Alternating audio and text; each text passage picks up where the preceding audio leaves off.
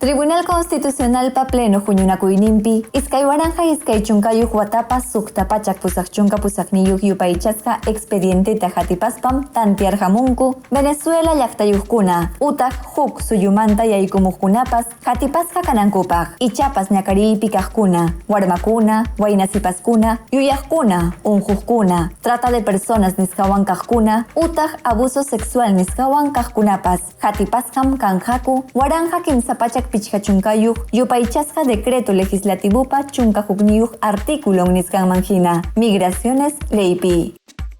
Sentenciapim umalliqkunata kamachimuchkanku huk llaqtayuqkunata ama yaykuchimuchkanankupaq nitaq harjuchkanankupaq ichapas allin kawsaynin sarunchasqa kaptin utaq wañuypatapi kaptin imaymana religionniyuq llaqtayuq kawsayniyuq utaq politikapi iñiynin kaptinpas.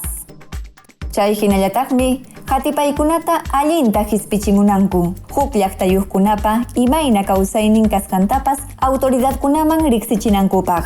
Kay kamachiywanmi achkanpiqa runakunataqa harjuchkankumanchu nitaq llullakuchkankumanpaschu allin kawsayta tarinankupaq yanqa rimaykunawanja.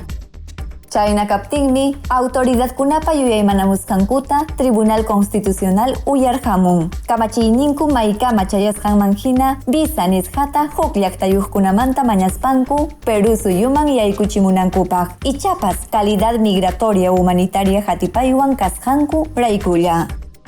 Kayna kaptinmi uyarhunku Coordinadora Nacional de Derechos Humanos hukunapiwan mañakusqankuta Superintendencia Nacional de Migraciones wasipa contrampi mañakuypim karqa Venezuela llaqtayuqkunata hinallata huk llaqtayuqkunatapas yaykuchimunankupaq razones humanitarias nisqawan ñakariypi kaptinkuqa ichapas manam uyankuchu huk llaqtayuqkunata yaykuchimunankutaqa ichapas visa calidad humanitaria nisqawan mana kaptinqa.